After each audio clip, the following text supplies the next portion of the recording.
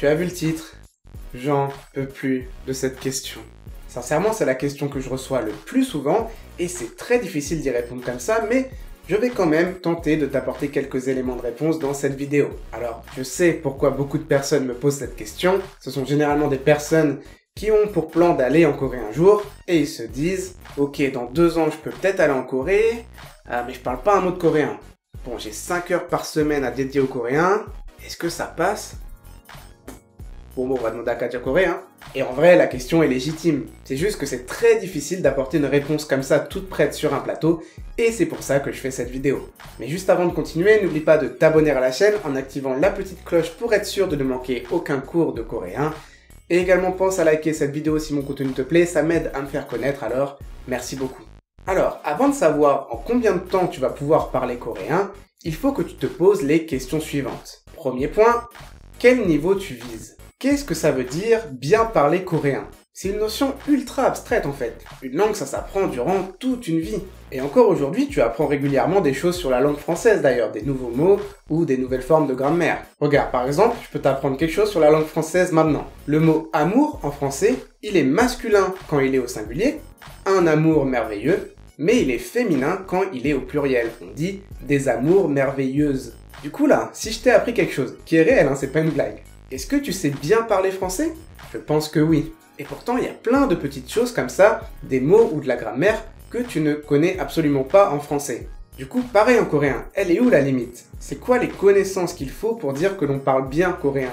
Alors si je peux parler du beau temps et que je peux commander un café, est-ce que ça veut dire que je parle bien coréen? Et si je dois discuter de politique, d'un sujet technique ou de l'économie d'un pays et que je galère, est-ce que ça veut dire que je ne sais pas bien parler coréen? En vrai, la question est super difficile et il n'y a pas de bonne réponse à ça. C'est à toi de trouver ta propre définition de bien parler coréen et de fixer tes objectifs en fonction de ça. Deuxième point, c'est ultra logique, mais combien de temps tu peux consacrer au coréen par jour? Je l'ai déjà dit plusieurs fois dans d'autres vidéos, mais une langue, ça s'entretient au quotidien, tous les jours. C'est très difficile d'apprendre une langue en faisant juste une fois par semaine ou une fois toutes les 2 semaines. C'est un travail quotidien, même juste un peu, 15 minutes par jour, ça suffit, mais il faut entretenir. Et donc oui, bien sûr, si tu peux pratiquer 8 heures par jour, tu iras bien plus vite que quelqu'un qui pratique seulement 10 minutes par jour. Troisième point, quelle est ta motivation ?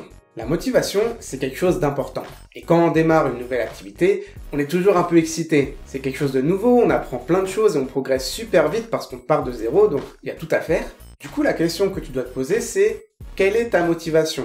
Et je te parle pas de ta motivation au point zéro. Quelle sera ta motivation dans 3 mois, quand tu progresseras moins vite, quand tu seras fatigué, quand tu auras eu une sale journée? Qu'est-ce qui va te pousser à ce moment-là à quand même faire un peu de coréen? Ce que je veux dire, c'est que tu dois te trouver un pourquoi, une raison forte d'apprendre le coréen et que cette raison soit ancrée en toi. Parce qu'il est clair que ce pourquoi va avoir une force dans ton apprentissage du coréen. La motivation pousse à agir. Et pas seulement la motivation d'ailleurs. C'est mon 4e point, la discipline.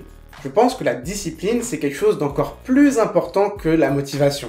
On va pas se mentir, il y a des jours, t'auras la flemme. Et il y a 2 catégories de personnes. Celles qui vont se dire « Ok, j'ai la flemme, mais je m'en fiche, je me force, c'est comme ça que ça doit être, je l'ai décidé, alors go go go, hop, j'ouvre mon livre de coréen. » Et c'est parti. Et il y a les autres. Bon, allez, c'est pas grave, c'est pas pour une journée, je verrai ça demain. Le problème, c'est quand ça arrive un peu trop souvent. Si on se laisse aller 1 fois, 2 fois, 3 fois, le cerveau, il s'habitue. Au début, tu te sens un peu coupable, et puis à force, bon bah, tant pis, Mais le point positif, c'est que la discipline, ça se travaille, en mettant en place des bonnes habitudes au quotidien, en planifiant ses journées, etc.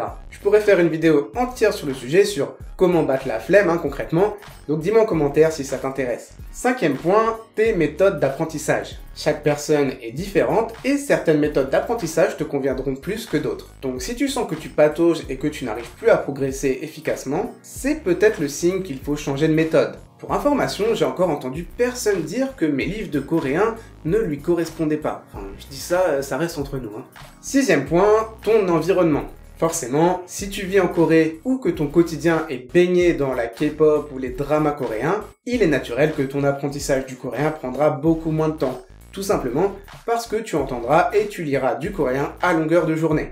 7e point, toi. Et ouais, c'est moche, mais on n'est pas tous égaux face aux langues. Certains vont avoir une très bonne oreille et comprendront très bien à l'oral, d'autres vont vite assimiler toutes les règles de grammaire parce qu'ils vont trouver ça super logique, d'autres vont avoir une mémoire folle et ingurgiter des listes de vocabulaire énormes ultra facilement. Bref, on est tous différents et voilà, c'est comme ça. Essaye de baser ton apprentissage sur tes propres forces et ne te compare pas, ça sert à rien.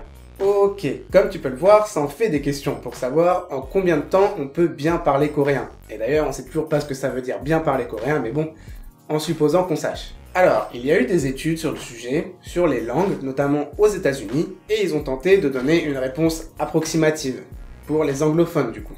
Pour une langue comme le coréen, il faudrait entre 1000 et 1500 heures d'apprentissage pour avoir un bon niveau conversationnel. Bon, c'est pas très précis, hein. Donc, en gros, selon cette étude, si tu étudies 1 heure par jour, il te faudra plus de 3 ans pour bien parler coréen. Mais si tu étudies 5 heures par jour, tous les jours, hein, même le week-end, pas de vacances, tout ça, eh ben en 7 ou 8 mois, c'est peut-être plié. C'est très approximatif, évidemment, et ça dépend de tout ce que je t'ai listé juste avant. Le message que je voudrais te faire passer dans cette vidéo, c'est que si tu débutes, ça ne sert à rien de te faire un plan sur 2 ou 3 ans de ton apprentissage du coréen. Déjà parce que tu ne le respecteras pas, c'est obligé. Il y a des jours tu seras malade, il y a des jours tu auras un problème quelconque dans ta vie. Il y a des jours tu voudras profiter d'une journée entière et tu n'auras pas le temps. Il y a des jours tu auras peut-être un examen scolaire qui aura plus de priorité. Et en plus de ça, si tu es en retard sur tes plans, ça va te déprimer, tu vas culpabiliser, etc.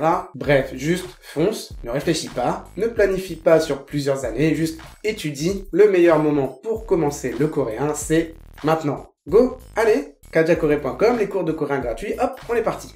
Voilà, si cette vidéo t'a plu, n'hésite pas à la partager, à laisser un pouce en l'air et n'oublie pas de t'abonner. Quant à moi, je te dis à la prochaine pour une nouvelle vidéo, c'était Kaja Coré. Daemé boyo.